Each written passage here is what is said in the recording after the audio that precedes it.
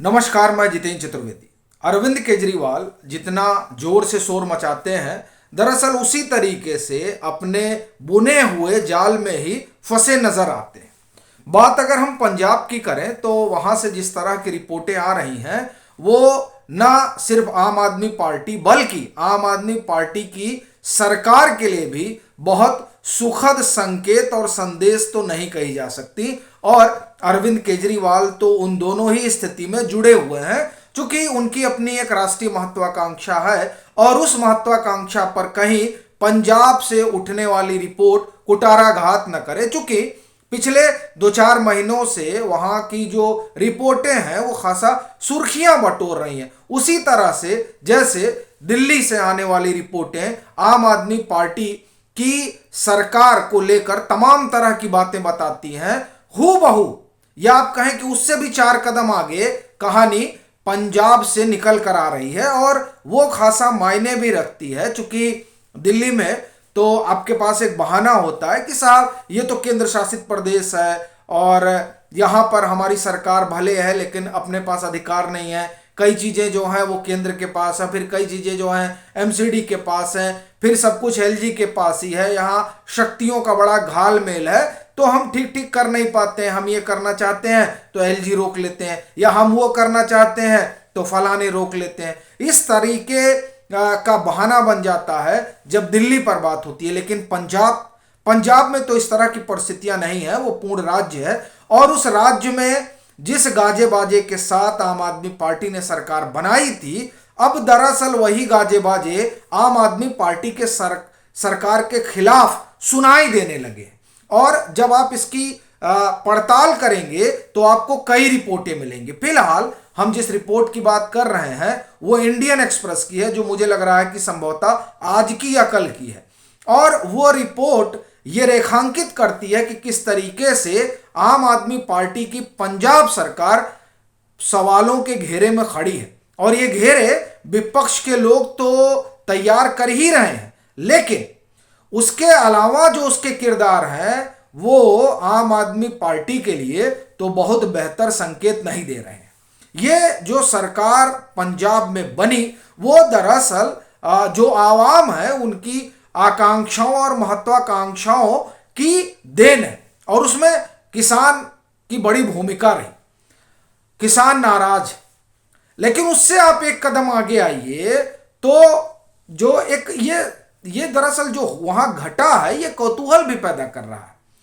आपको जानकर बड़ा ताज्जुब होगा कि वहां जो पीसीएस अधिकारी हैं वो सामूहिक छुट्टी पर चले गए हैं, जो राजस्व अधिकारी हैं वो सामूहिक छुट्टी पर चले गए हैं, जो इंजीनियर हैं वो सामूहिक छुट्टी पर चले गए हैं, और आईएएस अधिकारी वहां की सरकार को धमका रहे हैं कि हम भी सामूहिक छुट्टी पर चले जाएंगे। अब सवाल यह है कि आखिर में हुआ क्या, उस पर तो हम आएंगे ही, लेकिन इसी क्रम में घटना और आपको उसकी तरफ आपका ध्यान दिलाना जरूरी है। आपने अगर आप अखबारों को पलटें कि तब जब दिल्ली में आम आदमी पार्टी की सरकार आई थी तब भी इसी तरीके का वहां घटनाक्रम हुआ था, जब अधिकारियों ने एक तरीके से रिवोल्ट कर दिया था और ये बड़ी सुर्खियां बनी थी तब। और अभी एक अधिकारी के साथ तो हाथापाई और मारपीट का भी आरोप है, उस आरोप में कईयों पर मुकदमा भी चल रहा है। तो अब ये अजीब बात है कि इस तरह की चीजें क्यों हो जाती हैं।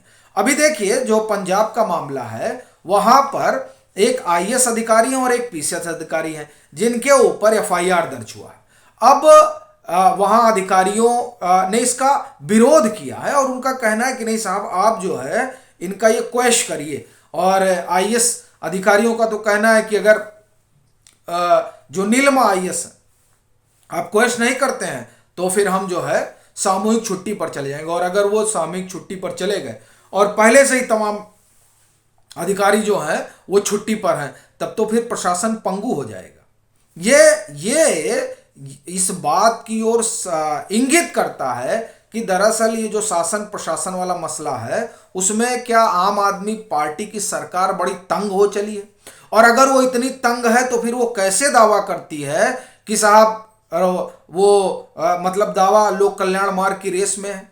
अपने खुद को पाते हैं और इस तरह की बात वो जाहिर भी करते हैं। अब अगर वो इस रेस में खुद को खड़ा करने की कवायद में लगे हुए हैं और उस कवायद के बरक्स अगर आप जिस तरह से ब्यूरोक्रेसी नाराज है उसको देख लें, तब तो फिर आप ये कहिए कि लोग दांतों तले उंगलियां दबा लेंगे कि साहब अभी ये हाल है, आगे जाएंगे तो क्या होगा। बहरहाल पंजाब में एक और चीज हो रही है, कानून और व्यवस्था को लेकर खूब सवाल खड़े किए जा रहे हैं और ये सवाल तो जो विपक्ष खड़ा कर रहा है वो तो है ही है। अगर आप घटनाक्रम देखिए, संदीप सिंह उसके बाद बड़े प्लेयर रहे और उसके बाद में आरपीजी अटैक, उसके बाद में सिद्धू मूसेवाला और उसके बाद में सुधीर सूरी, ये एकदम घटनाएं हैं जो ये बता रही हैं कि किस तरह की स्थिति वहां पर है। फिर इसे लेकर तो सदन में बाकायदे अकाली दल ने रखा ही सारी बातें, सुप्रीम कोर्ट ने आड़े हाथ लिया ही, और फिर उससे आप आगे चलिए तो बेअदबी वाला मसला, बेअदबी वाला मसले में आप देखिए कि किस तरह से ढुलमुल रवैया है सरकार का। ये इसलिए कह रहा हूं चूंकि ये जो भी शीतकालीन सत्र गुजरा दिसंबर में, आपने अगर गौर किया हो तो एक रोज राघव चड्ढा दिखे, वो गांधी प्रतिमा के सामने आंदोलन कर रहे थे, धरने बैठे हुए थे। क्यों बैठे हुए थे साहब? चूंकि वो कह रहे थे कि केंद्र सरकार जो है बेअदबी पर एक कानून लेकर आए। ठीक बात है, पर सवाल यह है कि आप वहां केंद्र सरकार को कटघरे में खड़ा कर रहे थे, लेकिन पंजाब में क्या हुआ, जबकि जो कुंवर विजय प्रताप हैं जिनकी पूरी रिपोर्ट है एसआईटी, वो एसआईटी के अगुआ रहे, उन्होंने रिपोर्ट बनाई और वो बेअदबी से ही जुड़ा हुआ मामला है और उसी रिपोर्ट पर कार्रवाई न करने की वजह से वो खफा हो गए थे और उन्होंने बीआरएस ले लिया और फिर गाजे बाजे के साथ आम आदमी पार्टी ने उन्हें अपनी पार्टी में शामिल किया। वो चुनाव लड़ते हैं, विधायक बनते हैं और चुनाव के दरमियान तो अरविंद केजरीवाल ने यहां तक कहा था कि साहब हम आएंगे, जैसे बैठेंगे दूसरे दिन ये काम कर देंगे।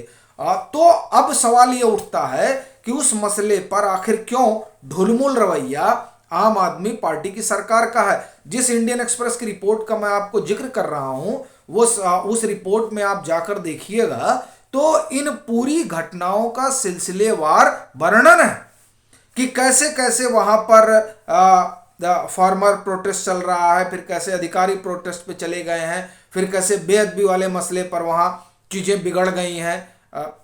जाहिर सी बात है ये तमाम चीजें वहां के लोगों को आक्रोशित कर रही हैं और यह भी उनको लग रहा है कि साहब हम तो ठगे गए।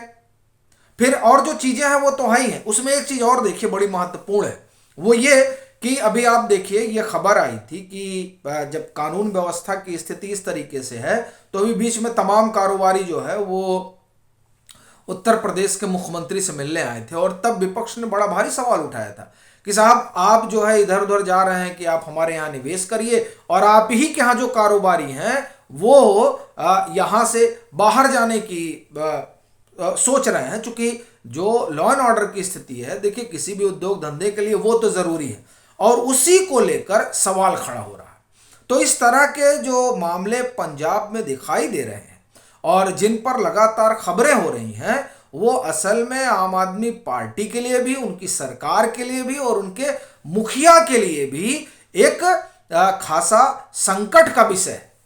और अगर वो उससे निपटते हैं तब तो जो 2024 की उनकी अपनी महत्वाकांक्षा है उसके लिए तो बेहतर ही रहेगा, अन्यथा ये तो एक मुद्दा है और अभी अखबार की सुर्खियां हैं। और जब जैसे जैसे मुझे लगता है कि 2024 का चुनाव करीब आएगा, या आप ये कहिए कि ये मकर संक्रांति के बाद ही जब सियासी धुमधुमी बजेगी, तो उसमें स्वाभाविक है कि भाजपा इन मसलों को, और भाजपा ही क्यों, अकाली, कांग्रेस, तमाम सियासी दल इन मसलों को उठाएंगे और इसके जरिए आम आदमी पार्टी की सरकार को और आम आदमी पार्टी को कटघरे में खड़ा करेंगे और फिर लोकसभा के चुनाव में तो ये एक मुद्दा बड़ा रहेगा ही। तो जिस तरीके से पंजाब को लेकर चीजें चल रही हैं, वो नहीं लगता है कि आम आदमी पार्टी की राह आसान होने देंगी। अभी के लिए फिलहाल इतना ही। अगर आप मतांतर से नहीं जुड़े हैं तो जुड़िए, वीडियो को लाइक कीजिए, शेयर कीजिए और अपने सुझाव जरूर साझा कीजिए।